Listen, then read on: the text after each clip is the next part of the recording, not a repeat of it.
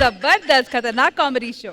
ఇప్పుడు జరిగే షూటింగ్స్ ఎలా ఉంటే మన అందరికి తెలుసు, కానీ 90s లో జరిగే షూట్, ఆ వాతావరణం, అప్పుడు జరిగే హడావిడి, ఇదంతా ఎలా ఉండేదో చూపించడానికి ఇప్పుడు వచ్చేస్తున్నారు bullet Bhaskar and team. So let's welcome them.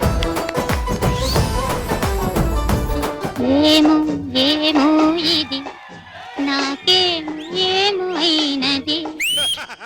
Hero గారు, మీరు పెళ్లి చేసుకుంటే మీకు ఒక తోడు దొరుకుతుంది కదా. నేనే తోడు చుక్క అంటుంటాను, నన్నెవరు చేసుకుంటాను? ఒక్క తోడు చుక్క చాలు, పాలు పెరుగవటాలి. మీ కాబోయే హస్బెండ్ ఎన్ని అడుగులు ఉండాలి? నాకు అడుగులతో పని లేదు.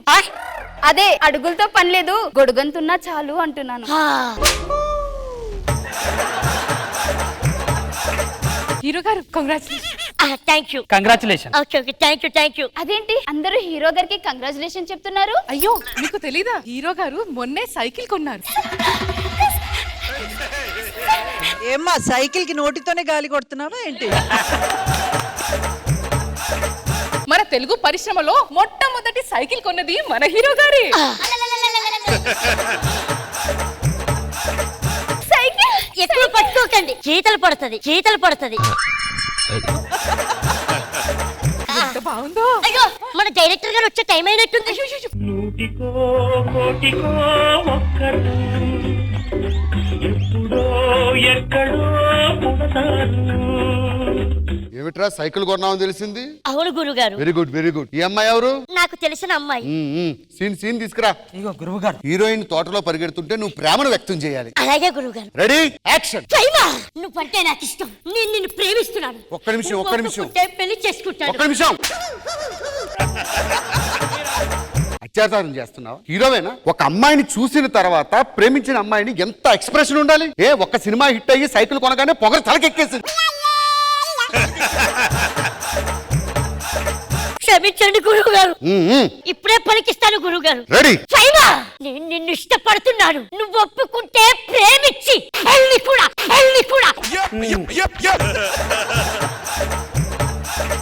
చేసుకుంటాను.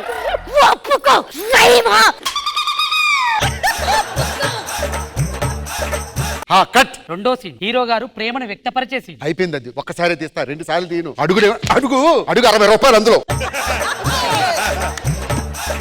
అమ్మా దమ్మా, నీ బావ వేరే అమ్మాయిని ప్రేమించుకున్నాడని తెలిసింది. శోక సముద్రంలో ఒక పాట. వెనక్కెళ్ళు. అలాగే గురువు. రెడీ. అంతా భ్రాంతియేనా జీవి 150 కేజీల కెమెరా ఇది మోసుకొని వెనకాల తిరగాల. ఒకటే ఫ్రేమ్.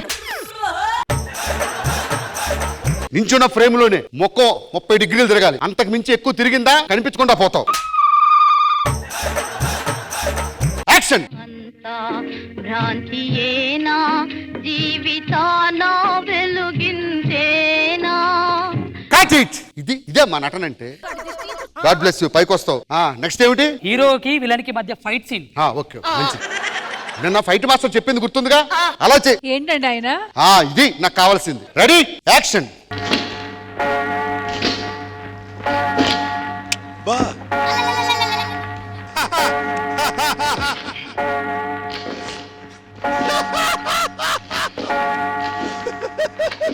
ఇంకెంతసేపు సార్? నీకు తొందర ఎందుకు? ఒక అరగంట తిరగలేవా? వాడు ఎంతసేపు తిరిగితే అంతసేపు తిరుగు. మన ప్రేక్షకుల కోరిక మేరకు ఆయన కూడా షర్ట్ విప్పాలి కదా. మరేంటిది? లేదమ్మా, వాడికి మైక్ ఉంది.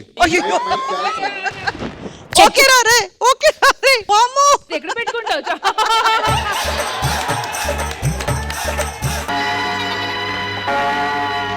చూసుకోండి ఒక అరగంట.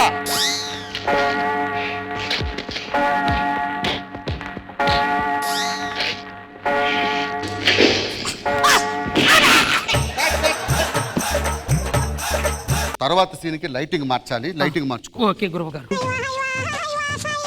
పక్కకి వెళ్ళండి. అమ్మా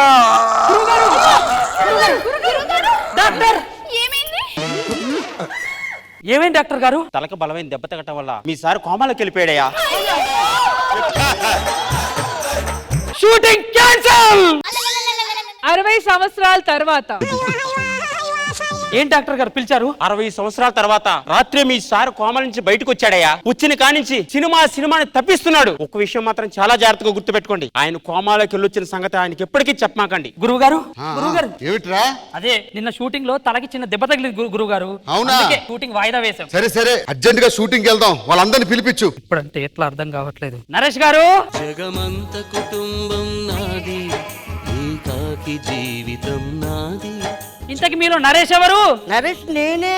ఇలా అయిపోయావేంటయ్యా? వయసు అయిపోతే ఎలా ఉండకపోతే ఎలాగుంటావయ్యా? మరి మన ఉదయ్ గారు ఎక్కడా? ఇదిగో ఉదయ్. ఈయన ఉదయ్ గారు. మన డైరెక్టర్ గారు కోమాలోంచి బయటకు వచ్చారు నిన్ననే. మన ఆగిపోయిన సినిమా ఉంది కదా, దాన్ని మళ్ళీ స్టార్ట్ చేస్తారంట. షూటింగ్ కి మీ అందరిని తీసుకొని రమ్మన్నాడు. ఇప్పుడు ఎలా చెయ్యాలో? వయసు అయిపోయింది కదా. ఇదంతా లేటెస్ట్ టెక్నాలజీ వచ్చింది. మేకప్ తోటి మొత్తం మాయ చేయొచ్చు. ఒక్కసారి నరేష్ గారు మీరు ఆ మేకప్ రూమ్ లోకి వెళ్ళిరండి.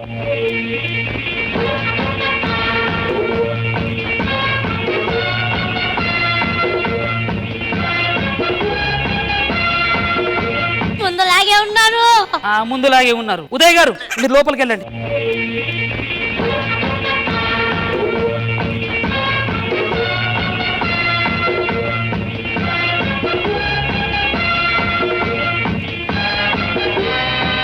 ఒక్క నిమిషం ఆగండి, గురువు గారు వచ్చే టైం అయింది. గురువు గారు,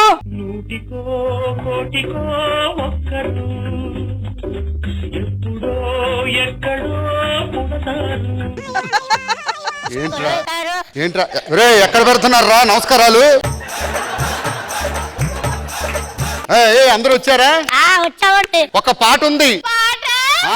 రెడీ? కొద్దిగా గట్టిగా చెప్పరా. పాటరా ఆట. ఉరుములు పెళ్ళ ఉరుముతూ ఉంటే, మెరుపులు తళ్ళ మెరుస్తూ ఉంటే, మెరుపు వెలుగులో తెలి కన్నులలో బిత్తర చూపులు కనబడుతుంటే. బాగుంది.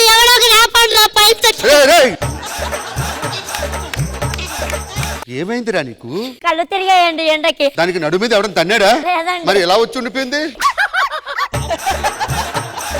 బ్రహ్మాండంగా సినిమా కంప్లీట్ అయింది. మీ రెమ్యునరేషన్ 175 రూపాయలు, నీది 50 రూపాయలు. ఇది 100 రూపాయల నోటు. 50 పంచుకోండి. దీనికి షుగర్ టాబ్లెట్లు కూడా ఆ రోజుల్లో మీరు రెమ్యునరేషన్ అంతే కదా, అందుకే అంత ఇచ్చారు. పండుగ చేసుకోండి. ఏ పండగ? దీపావళి. నీ గూడు చెదిరింది.